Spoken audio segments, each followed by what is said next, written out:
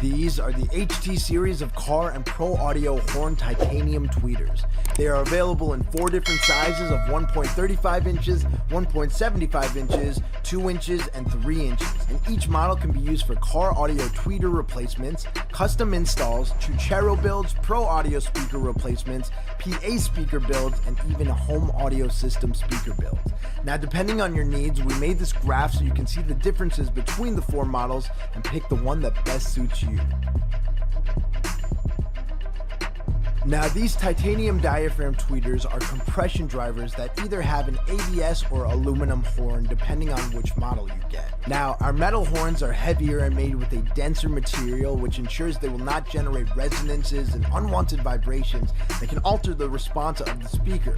All the tweeters are 8 ohms and have a frequency range of 800 Hz to 20,000 kHz to produce extremely loud and clear highs with a full frequency response that can even play some mids.